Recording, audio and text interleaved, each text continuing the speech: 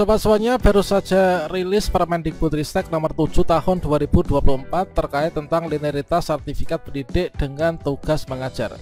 Tentunya ini merupakan sebuah kabar gembira bagi teman-teman penerima sertifikasi guru maupun juga peserta PPG dalam jabatan dan juga peserta PPG prajabatan. Bagaimanakah informasi selengkapnya? Silahkan simak video ini sampai selesai. Namun sebelum kita lanjutkan, perlu saya ingatkan, bagi teman-teman yang mungkin baru saja menemukan channel ini, silakan klik tombol subscribe-nya dan aktifkan notifikasi loncengnya sehingga nanti jika ada update video terbaru, kalian tidak akan ketinggalan informasi. Sobat-sobatnya, di sini baru saja rilis yaitu Permendikbudristek nomor 7 tahun 2024 tentang kesesuaian bidang tugas, mata pelajaran, dan kelompok mata pelajaran dengan sertifikat pendidik. Nah, kira-kira isinya apa dan juga untuk muatannya ini nanti apa saja dan apa keuntungannya untuk teman-teman guru. Nah, di sini kita akan cek ya satu persatu. Jadi di sini terkait tentang pertimbangannya adalah untuk memberikan pelayanan pendidikan yang berkualitas, itu perlu adanya kesesuaian antara bidang tugas mata pelajaran dan juga kelompok mata pelajaran yang diampu oleh guru dengan sertifikat pendidik yang dimilikinya.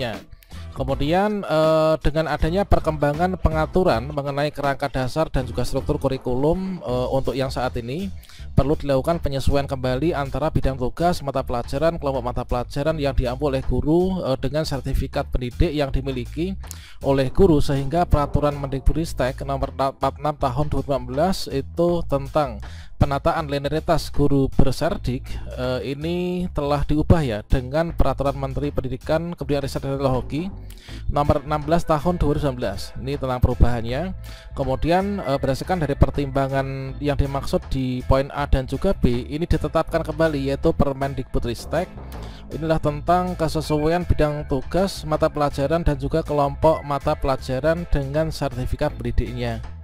Kemudian untuk mengingatnya, ini adalah pasal 17 ayat 3, kemudian undang-undang tentang guru dan dosen, kemudian undang-undang nomor 39 tahun 2008 dan juga peraturan pemerintah nomor 74 tahun 2008. Coba kita cek saja untuk di bagian substansinya ini nanti apa saja. Oke, kita cek yaitu tentang keputusannya ya. Nah, ini untuk keputusannya. Ini ada beberapa. Memutuskan peraturan Menteri Pendidikan, Kebudayaan, Riset dan Teknologi tentang kesesuaian bidang tugas mata pelajaran dan juga kelompok mata pelajaran dengan sertifikat pendidik. Bahwasanya untuk yang pertama yaitu dalam peraturan ini itu adalah guru itu pendidik profesional dengan tugas utama mendidik, mengajar, membimbing, mengarahkan, melatih, menilai, mengevaluasi peserta didik. Ini adalah pada pendidikan anak usia dini, jalur pendidikan formal, kemudian pendidikan dasar dan juga menengah. Kemudian untuk kualifikasi akademik nih, kualifikasi akademik yang dimaksudkan itulah ijazah jenjang pendidikan akademik yang harus dimiliki oleh seorang guru sesuai dengan jenis, jenjang, dan satuan pendidikan formal di tempat penugasannya. Kemudian untuk sertifikat pendidik itu adalah bukti formal sebagai pengakuan yang diberikan kepada seorang guru sebagai tenaga yang profesional. Artinya ketika teman-teman di sini sudah punya serdik, itu tentunya sudah diakui nih bahwa teman-teman itu menjadi guru yang profesional. Kalau misalkan sudah diakui sebagai guru profesional, maka apa yang harus dilakukan? Ya tentunya harus menjadi guru yang benar-benar profesional kan. Nah, kemudian di sini sebagai kompensasinya teman-teman diberikan tunjangan sertifikasi guru sebagai bentuk wujud apresiasi atas keprofesionalitasan kita. Kemudian untuk yang keempat yaitu struktur kurikulum. Itulah pengorganisasian atas kompetensi, mata pelajaran, dan beban belajar. Kementerian itu adalah yang menyelenggarakan urusan pemerintahan di bidang pendidikan. Ini yang dimaksud adalah Kemdikbudristek ya. Menteri itu adalah menteri yang menyelenggarakan urusan pemerintah di bidang pendidikan. Kemudian untuk pengertian guru sendiri, nah di sini guru mengajar ya, guru mengajar pada bidang tugas, kemudian pada mata pelajaran, kemudian pada kelompok mata pelajaran. Nah, tentunya di sini kita sudah tahu nih apa sih yang dimaksud dengan bidang tugas, mata pelajaran dan juga kelompok mata pelajaran.